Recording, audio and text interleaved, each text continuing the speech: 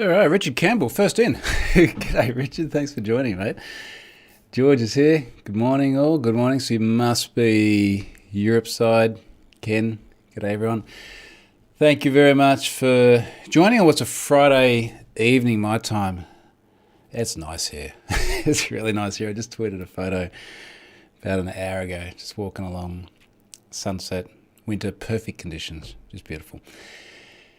Been doing some more 3D printing. I got to show you, this is so cool. I tweeted this earlier today. So for those listening to this later on, I'm holding a Looney Tunes foghorn leghorn, which looks absolutely freaking amazing.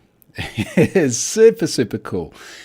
It's multicolor. Someone said, even though I explicitly said it wasn't, someone said in response to the tweet, is this MMU? Is this the multi-material unit of the Prusa, which can use multiple different filaments to print one thing but in different colors? And no, it is not. This is very old school. Print each part separately with the different color filaments. So you can do it if you've got a printer that only does one filament at a time. And we just printed the whole thing, and then Al and I glued it up together last night, and it looks so like, we're all Bugs Bunny fans, right? Like as kids or Looney Tunes fans. The artist that created this is on printables.com, which is the, let's call it the successor to Thingiverse, the good, clean version, curated version of Thingiverse run by Prusa. And this artist has got a whole bunch of different Looney Tunes stuff, which I think we're going to have to start printing more of.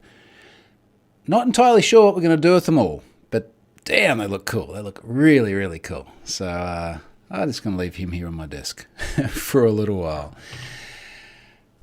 Okay, let me talk about sponsor. It is Collide again. I've had Collide on there for many weeks now. Massive thanks to Collide. Endpoint security solutions for teams that want to meet SOC 2 compliance goals without sacrificing privacy. And compliance, not always the most interesting, engaging thing in the world, but Collide doing their bit to help people meet that. So compliance goals, employees make them happen. I like the imagery here. This is cool. I like this website. Also looks for things like, I like this. It's nice when we get crossover between different sponsors. Looks for things like a password manager being installed with the little 1Password logo next to it, which of course I'm also a massive proponent of. Go and check out Collide. Big thanks to them for being a very long-term sponsor now. Who else is in here? Rob is a TGIF from HK, which we would assume to be over in Hong Kong. Ken is in Belgium. So Ken, Charlotte and I just went for a nice walk to a brewery. Now I shared a tweet of this earlier on in the week. So a brewery opened up near us not so long ago, just specialising in Belgian beers, and we sampled some last weekend, and they're epic. They're quad, which is a 9.5% beer, as good Belgian quads tend to be. It's just beautiful. So we did go and grab a large number of cans from there. Just sitting down in my garage, just waiting for Friday evening. Oh, look at that, Friday evening. So, Ken, Belgium, joining all the dots. Neil's in Sydney. Q-Wolf says, that looks killer. I assume we're back on Foghorn Leghorn there. Richard says, it looks too good to be 3D printed. And it's epically good. Now, you got to get really, really close to see any flaws whatsoever. If I run my finger over his belly, sounds kind of weird, but there are some very, very fine lines. I did this at a 0.2 millimeter layer height, which is fine for this sort of thing, because as you said, it looks killer from there. I could have done that at a finer layer. It would have taken a lot longer to print. The body being the largest bit was the longest to print. That was 14 hours, I think, for the body. But there's just lots of fine details. Like it's probably a little bit hard to see it even on the video, but his feet have toenails. In fact, I think you can see that on the video. The toenails are so small I had to use tweezers to glue them onto the end of his feet, and it looks like one of those is a bit crooked, I've just noticed. His eyeballs, the eyeballs, which of course are black, we printed this morning. It was a 1-minute print, which was basically just like, they must be like, I don't know, 2 or 3 millimeters across. So the attention to detail on this model is just really, really cool. Okay. Let's jump into this. There's not a nice way to put this. All right, here's the title of the tweet. I'm just going to read it and try and be serious about it. An anti-vaccine dating website that allows users to donate mRNA-free semen left its users' personal data exposed online. Where do you even begin with this? We'll be half serious. Half serious, half is kind of funny for multiple reasons. Now, the story here is that an anti-vaccine dating website, and of course, look, semen gets headlines, let's be honest, that is not really the point of the service. It's an anti-vaccine dating website that allows users to procure mRNA-free semen left its users' personal data exposed online. The site is called Unjected. Launched in May last year, claims to be the largest unvaccinated platform on the internet. They initially made headlines in August after the app was removed from the App Store for violating the company's policies regarding COVID-19. Turns out if you spread shit in the App Store, they really like to remove your things. Similar in design to Twitter and often referred to as the Tinder for anti-vaxxers, Unjected has remained under the radar ever since, quietly adding new features for its small user base. Yeah, because you're a minority. Because you're wrong. Anyway, the site now offers what it describes as mRNA-free blood match and fertility directories. It's just, I don't know. There's an irony about this. I'm not even sure exactly what it is. What are we exposing here? IP addresses, browser information, more. Well, let's do the half serious bit. The half serious bit is that if we get to vaccinations, immunizations, anything to do with the stuff that gets injected into you, we are in the realm of health. Health is sensitive personal information. It is something that, regardless of your views on vaccines and everything else, everyone has the right to have privacy on. So as soon as we have health data exposed, that does make it a much more serious incident. And then, of course, we are talking about something which is controversial. The controversy here being to reject the science of just about everyone and go, look, I don't like vaccines. That might be something that many people would want to keep private. To then have that tied to your email address and your IP address doesn't really make it so private anymore. I'm interested, actually. Do I actually look at this site when it happened? Unjected. Unjected login is one of the top searches. Okay. Unjected.com. Connect with like-minded people all over the world right now. Censor-free, pro-medical, freedom unvaccinated. Censor-free. I love it when they say censor-free. There is always a point at which anything that allows you to run some sort of a social media platform gets censored. A number of times I've had these discussions, especially with Americans, because they're very... One of the amendments about free speech. All speech, I haven't tried any of the Belgian beers yet. All speech should be free. You should be able to say anything.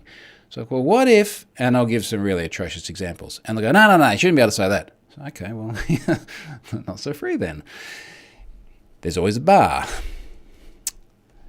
Remember Craigslist, so do we. Create listings for whatever subjects you want to find. What actually happened here? I'm almost afraid to go down that rabbit hole. Let me look at the comments. Rob, sounds like a sticky situation. Yeah, I said I was going to try and be half serious. Okay, so here's the bit that's sort of relevant to this headline. We also offer Fertility Bank. What does it spell fertility with a capital F? Fertility Bank and Blood Bank with a capital B for unvaccinated people. Blood Bank for unvaccinated. Would it be like, I'm in a car crash, I'm bleeding to death, I would like not to die, I'm going to turn to science and medicine to help me. Irony. But please give me blood from someone who hasn't been... Like, is that how it works? How do you do that? Like Fertility Bank, different. You have time to plan and to think about it. But the need for blood... Look, I guess there are certain medical conditions where you need blood transfusions and you're not just like in intensive care trying not to die. Frequently asked questions. What is Unjected? Created by two moms, American moms in Hawaii, it's American service, during the height of the vaccine rollout. It's a multifaceted platform of health conscious, except for the bit about not getting vaccinated. Freedom of speech. Look, we've heard it all before. Who's it for? What else was breached in here? Going back to the list on the story here. Unjected website was brought back online today. Thompson, I assume is someone who runs it, has not made a public statement about its return. The most critical issue, the exposure user data, has been fixed. Numerous non-critical bugs remain. Oh, jeez. Well, that could go into have I been pwned, and if it does, if it turns up and it goes into have I been pwned, it will be a sensitive breach because of the reasons I just mentioned before. Like, it's medical data which has a connotation of associating someone to something which they may not want to be publicly associated to. So a little bit the same way as if it was an adult website. It's like, okay, it's legal, usually. You might want to legitimately have an account there, but you might not want to be publicly associated to it. Although, curiously, I'm always curious about this. If we go to the login page of Unjected, and we go to the forgot password and we fat finger something in here at Gmail's a bit obvious, at mailandatour.com. Let's really, really fat finger this so no one's fat fingered this one before. Oh, email does not exist. Oh, look, it actually does that as like some sort of client-side async postback. Like there is literally an API designed for enumeration. What if I change that again? Oh, look at that. Oh, this is so easy. Oh, boy. Request URL, unjected.com/accounts/check email existence / email equals, and then it literally comes back with the response, exist 0. So, were someone to have a very large list of email addresses, they'd just be able to, assuming no rate limits or other controls aside, there doesn't appear to be any obvious anti-automation here, they could literally just go through and smash this API and figure out who has an account. And who might be an whether it's anti-vaxxers or not, like this is just the wrong implementation to have, but especially so when it's health data. Richard says it's not illegal to be stupid. The jails would be overflowing. Speaking of being stupid, just like an anti-vaxxer rampage today, I shared something the other day, and I don't know how much everyone else does this, but I find it is fascinating to look at some of the commentary around COVID in particular, but other times when there are things which might be on that sort of conspiracy theory end of the spectrum. It could be global warming or fossil fuels or something like that, where there's massive scientific consensus on something, but somehow we seem to end up with a noisy minority dominating the comments. And I saw a tweet from the Premier of our great state of Queensland here during the week. Now, for those of you in other parts of the world who may not be aware of this, we do have a really significant uptick of COVID here in Australia at the moment. I did mention this the other day, but Charlotte and both the kids had COVID again, like 2 weeks ago. That's the weirdest thing, because I had it in January. Somehow I dodged that bullet. I tested once when everyone else tested, and then I never had any symptoms, and I didn't test again. And then we came back from Tasmania from our holiday, spent a week with the kids, and then apparently one of them was positive. Actually, apparently both of them were positive. And then Charlotte tested, and she was positive with basically no symptoms. And I tested, and I was negative. But anyway, massive uptick here in Australia. I think they're calling it sort of the third wave of COVID. And everyone has just become, as I'm sure they have in many parts of the world, just so over the whole thing. And you walk around the shops, and when Charlotte had it, and I was negative and I was a close contact, if I went out, I'd put on a mask. Not hard to do. And I'd walk into like the Bunnings, a hardware store, and I'm the only one in there with a mask. And I'm, for the most part, pretty open to when there's not a government mandate for people being able to do what they want to do there. But I did think it was odd. So anyway, our Premier tweets here. She says, it's time to come together again and fight. Very politician speak. Get vaccinated. Fair enough. Use a mask in crowds and indoors. Fair enough. And stay home if you're sick. Also fair enough. Thanks for looking after each other, Queensland. Now, to me, like this is almost like the most non-controversial advice anyone can give. It's just basic, right? It's like vaccinated, wear a mask if you're around other people, and try and stay at home. It seems pretty reasonable. And then I started reading the responses, and as I was sort of going before, I don't know if you ever spent much time reading some of these, and it did my head in. and some of it, like we'll read some of these because it's entertaining. Some of these are just baseless. This person, okay, his name is Satoshi Sakamoto, so response no. So all right, and then you read through and you start to sort of see how divisive this is. So there'll be people here saying you have to make a mask mandate. There's a lot of people saying you have to mandate masks again, because this is what obviously has a strong impact on the spread of viruses. Now, whether it's COVID or common cold or flu or whatever else it may, I mean, of course it makes sense if you wear a mask and you're blowing less of your stuff over people and you're breathing in less of the other people's stuff. This is not something that it really takes a scientist to figure out. And then you get these really weird comments like this. Most people are waking up to the truth. It won't be much longer.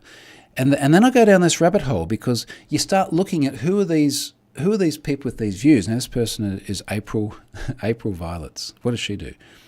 The world is a beautiful place, and it's for all of us, not just a select few. Okay. All right, not sure what to make of that. Someone else here responds with an embedded tweet from Fox News quoting Tucker Carlson. We can probably move right past that one. This person, you've been hammering vaccine masks, etc., for over 2 years. Is it time to accept this is an airborne respiratory virus and those measures don't work? Andrew, what does Andrew do? Doesn't say. This is what I find so fascinating, where there's this view that something doesn't work because there is still COVID, as opposed to something has an impact. It won't get you to zero, but it makes a really big difference, kind of thing. Richard says, we got back from the weekend from a one-week cruise of Alaska. Stacey got COVID. I didn't. So isn't it interesting? You could be so close to each other. And Charlotte, incidentally, so this, I can't remember this was, it must have been it would have been 2 weeks ago. It would be 2 weeks ago tomorrow. It was a Saturday. She tested, she was positive. Monday, we tested her twice on Monday, and she was negative both times. The reason we did it twice is we did the test and the fluid didn't sort of seep through into the, what do they call it? The little plastic thing didn't go through into the test strip. And so we went, it's faulty. So we did another one, and it came out negative, and then eventually the fluid went through in the first one. Tested her the day after that as well. So tested her 3 times within 24 hours, and every one of those was negative, which I think is a fairly strong negative. So that was only 2 days after she was positive. So I'm almost certain she was positive for many days before that. But somehow I was negative. And then she was like, well, maybe you had it when we were in Tasmania. Because remember a few days you woke up and you were a little bit congested? And I was like, yeah, it was cold. It was really cold outside. I thought that's what it was. I don't know. See, and then someone will say, ridiculous to let it rip like that. Have the leadership to bring back and enforce mask mandates during large waves. Or hospitals get overrun and Queenslanders die unnecessarily. It's that simple. And then I was like, well, that's another end of the extreme. And then Cherry Ann, who has an emoji of 2 cherries afterwards. Aussie patriot, happily married, coffee lover, God wins, Trump won. Oh, jeez. So, with that bio in mind, Cherry Ann, assuming it's a she, says, yes, let's do the same thing over and over and hope for a different outcome.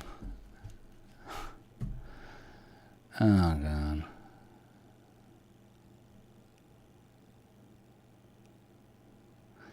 And then,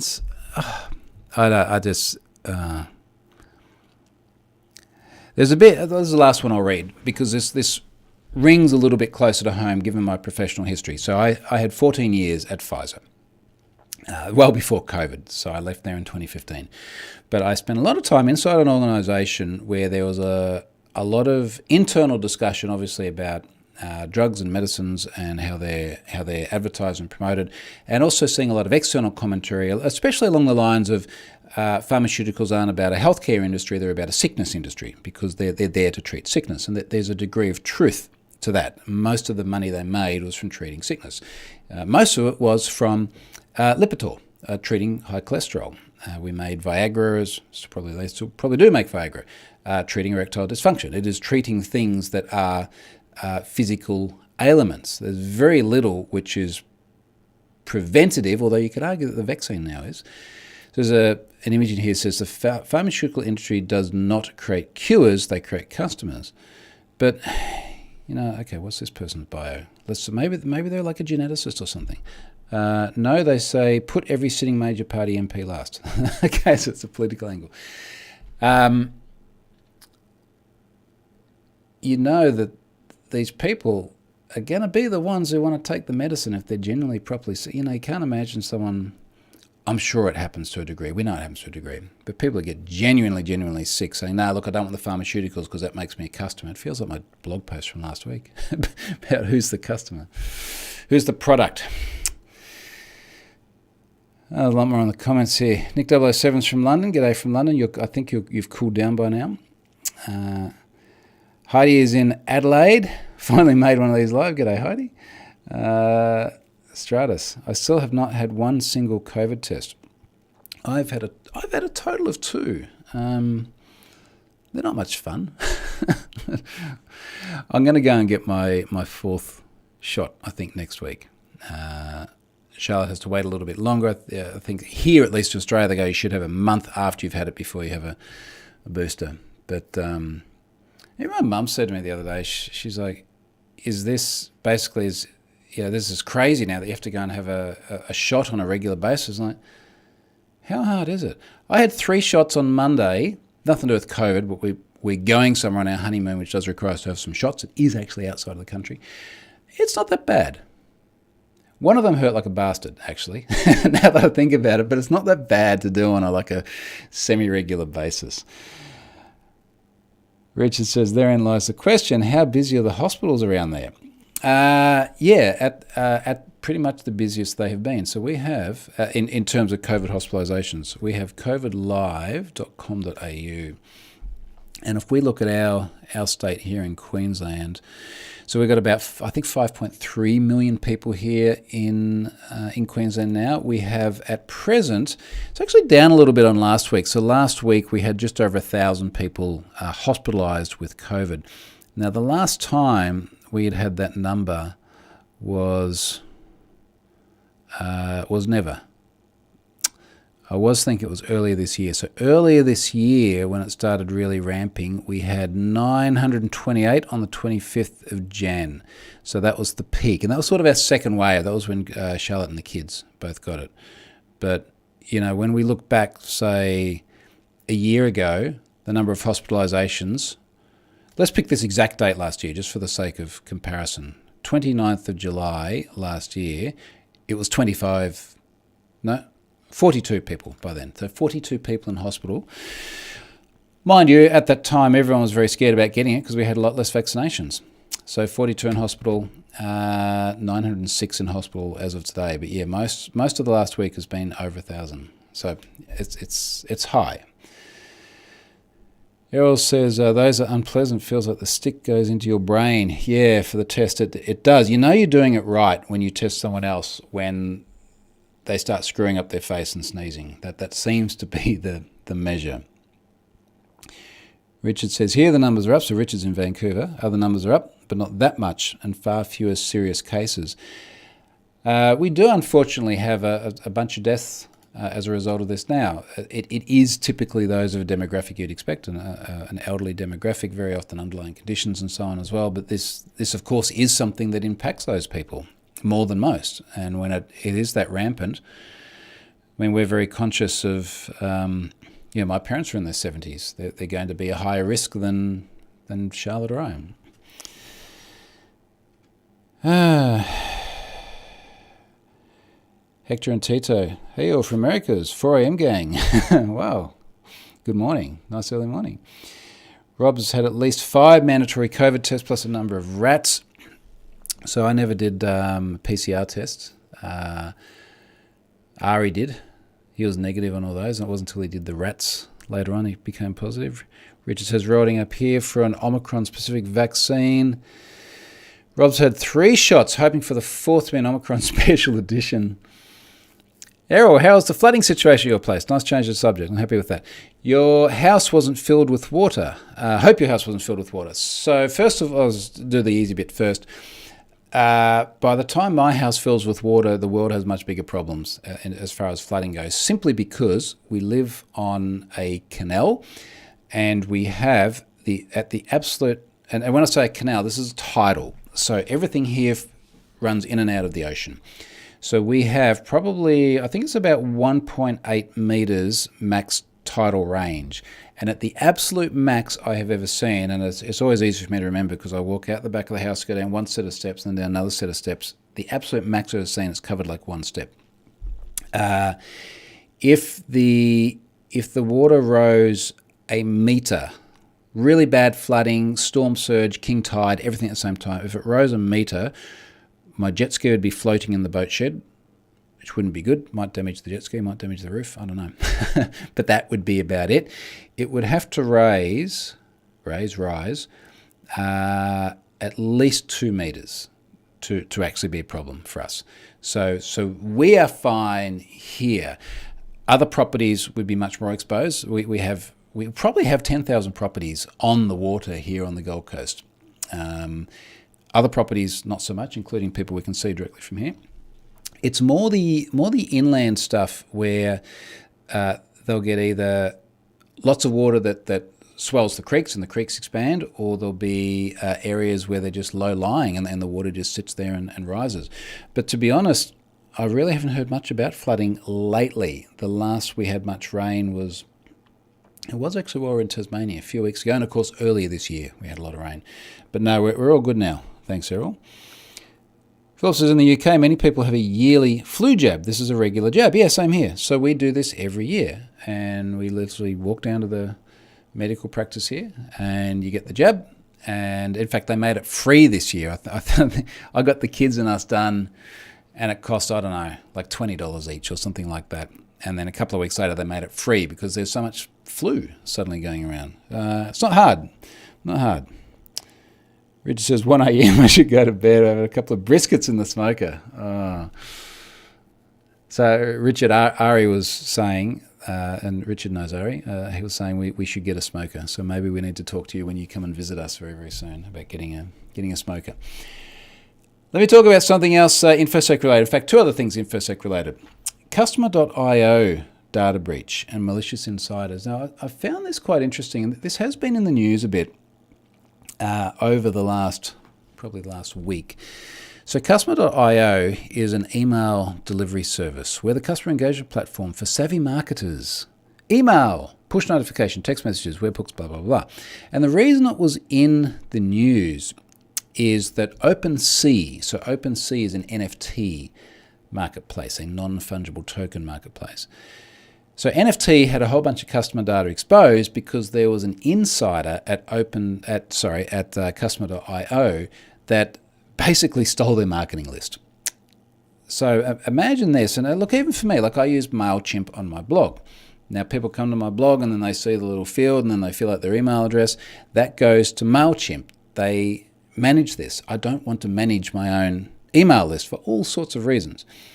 So I don't have an issue with organizations using external services, but the problem then, of course, is that whether it's MailChimp or in the case of this story, Customer.io, can you trust that provider with your data?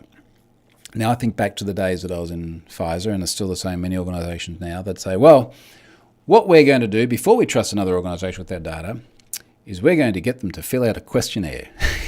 The compliance officer's got this massive checklist of just like useless crap. It'll be everything from policies around access rights and how do you terminate employees' accounts after they've left, and what's your process for destroying devices once they reach end of life. And then you end up with one person who, by the design of the nature of their role, has privileged access to information and they rip it off. And the reason this was in the news today, I had a bunch of people this morning send me a message that came from Celsius Network. So Celsius Network. So Celsius, buy, swap, earn, borrow, and send crypto, all in one app with zero fees. Celsius are like, yeah, look, we got done by the Customer.io breach as well. And in fact, Customer.io has got a blog post here I'll link to Now, this one was dated the 7th of July, so this was actually more than 3 weeks ago now. After further investigating the compromised OpenSea email address incident, we have learned today that the email addresses from 5 other customers were also provided to the same external bad actor.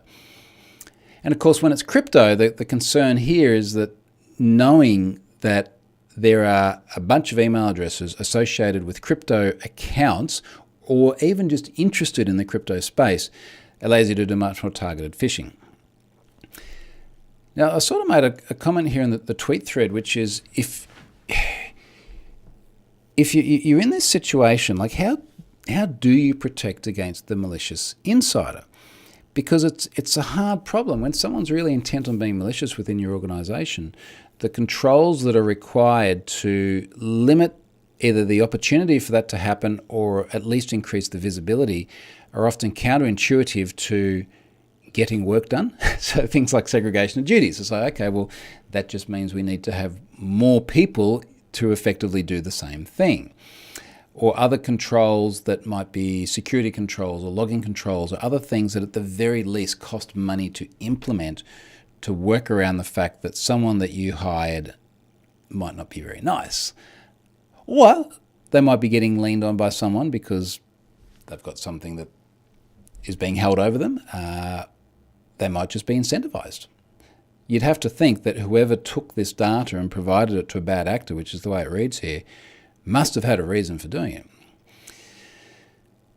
So it's a hard one. It's a hard problem.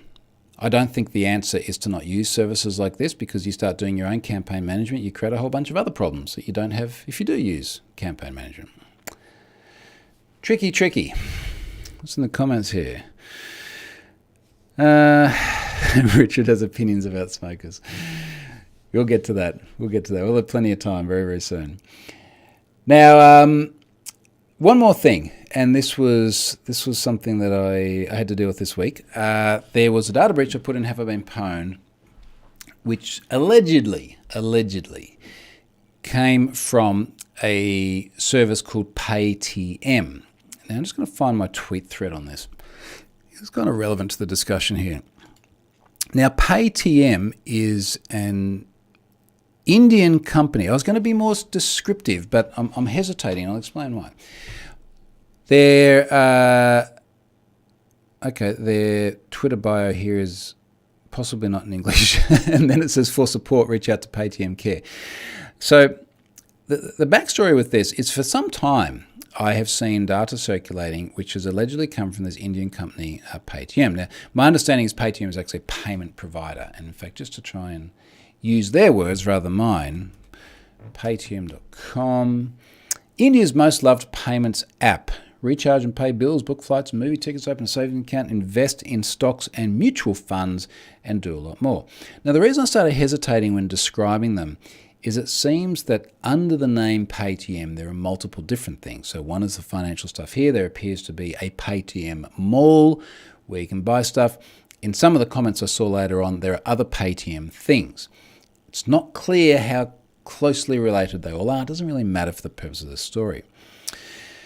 Now, someone sent me more data again during the week. Same thing again. And I went, look, I just got to pick it up, take a better look at it, figure out what's going on, because there's several million email addresses. So 3 days ago, I tweeted and I included a link to the Economic Times of India, and they did a story in 2020 about this. And the headline here is, PayTM suffers massive data breach, ransom demanded. And within their PayTM deny it. Now, part of the problem here is that for a company that has been breached, it's not unusual for them to deny it, and then you go down this whole path of basically just surfacing all the evidence, and then eventually they just run out of the ability to deny it, and they're like, okay, yeah, it did actually happen. I've written about this before, data breach denial. Just search that up, and you'll find it. I went through like the 5 stages, Kubler-Ross style of data breaches. And anyway, and then in this thread, it's like there was a bunch of other weird stuff that happened after this with hackers blaming hackers and misattributing, etc. And what I ended up doing to try and just sort of establish, is this a genuine breach or not? And I often do this when I'm unsure and it's serious enough to look into it further, is I grabbed the 30 most recent Have I Been Pwned subscribers that are in this corpus of data.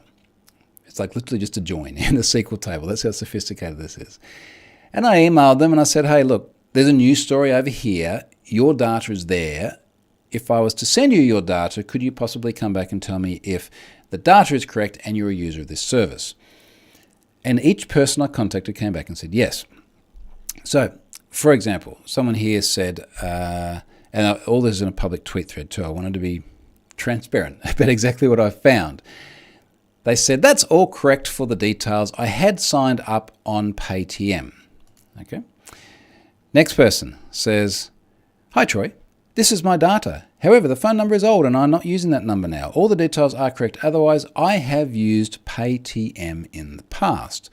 And then the third one here says, yes, it's correct. I'm using Paytm. So, okay, 3 from 3, 100% hit rate.